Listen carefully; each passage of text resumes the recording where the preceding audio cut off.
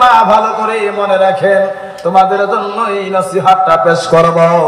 হযরতে নূহ আলাইহিস সালাম একটা বুড়ি মার কাছে যা বললেন, বুড়ি মা কোনো চিন্তা করো না বুড়ি মা, যেহেতু তুমি কলেমা পড়ছো, ঈমান আনছো বুড়ি মা, আমি তোমার দায়িত্ব নিয়েছি মা।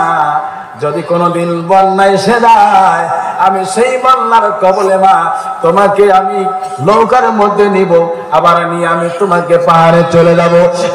সুবহানাল্লাহ। বন্যা হয়ে গেলেন, সবাইকে তিনি নৌকার মধ্যে নিলেন, কিন্তু প্রায় বন্যা শেষ হয়ে যাওয়ার পর 40 দিন পর্যন্ত বন্যায় ভেসে গেলেন। আবার বন্যা শুকিয়ে গেলেন। বহুদিন পরে হঠাৎ করে নূহ আলাইহিস সালামের ওই মহিলার কথা মনে পড়ে গেলেন। হায় রে, আমি যেই মহিলার কথা বলছিলাম সেই মহিলাকে তো আনতে ভুলে গেছি, এখন কি হবে না জানি, মহিলাটা এখনো বেঁচে আছে না মরে গেছে।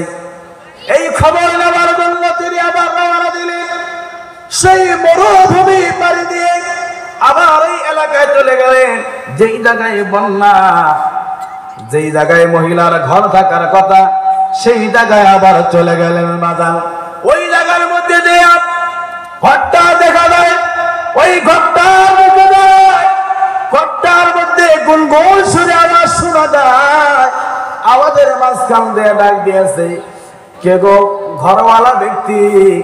আমি এই জামানার আমি একজন ব্যক্তি আসলাম, তুমি যদি কেউ ঘরে থাকো একটু ঘরের ভেতরে একটু আওয়াজ দাও। আওয়াজটা কিছুক্ষণ স্তব্ধ হয়েছিলেন, কোন আওয়াজ নাই। ওই মহিলাটা নামাজ পড়েছিলেন, নামাজের অবস্থায় ছিলেন। নামাজ শেষ হয়ে যাওয়ার পর এবার আস্তে করে জবাব দিলেন, ওয়ালাইকুম আসসালাম। কে গো বাবা? আওয়াজ দাও। আমি হলাম এই ঘরওয়ালা একজন ব্যক্তি, তবে আমি পুরুষ না, আমি হলাম একজন বুড়ি মহিলা। নূহ আলাইহিস সালাম বললেন, মা আমারও তো তাই মনে হয়, একদিন নয়, 2 দিন নয়, 40 দিন পর্যন্ত মানুষ কি করে পানিতে জীবিত থাকে? ডাক দেয়া বললেন, মা তুমি আমাকে চিনতে পারো নাই মা, আজ থেকে প্রায় 2 মাস আগে আমি তোমাকে খবর দিয়েছিলাম মা, যে বাড়িতে বন্যা হয়ে গেলে আমি তোমাকে নৌকায় উঠাবো মা। আমি হলাম সেই নূহ আলাইহিস সালাম। জোরে বলুন সুবহানাল্লাহ। মেয়েটা ডাক দিয়ে কয়, আমারও তো তাই মনে হয়। এই বেটা, তোমার আওয়াজ শোনার পর আমারও তো তাই মনে হয়। আমার মনে হয় তুমি খবর দিতে আছো বন্যা কবে হবে, পানি কবে আসবে। আমার মনে হয় সেই খবর দেওয়ার জন্য তুমি আছো। হযরত নূহ আলাইহিস সালাম ডাক দিয়ে বললেন, মা খবর কি পাও নাই? খবর কি পাও নাই মা?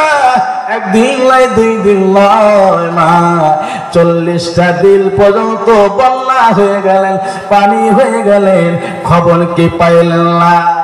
আল্লাহ রাব্বুল আলামিন ডাক দিয়ে বললেন, ও নূহ রে, মাত্র এই একটা ঝড়ের কারণে, এই একটা বন্যার কারণে, এই কয়দিনের ব্যথায় তুমি তোমার উম্মতকে ভুলে গেছো, কিন্তু আমি আমার বান্দিরে ভুলি নাই। আমি আমার বান্দিরে ঠিক ওই 40 দিন পর্যন্ত পানির নিচে পর্যন্ত আমি জীবিত রাখছি। জোরে বলুন সুবহানাল্লাহ।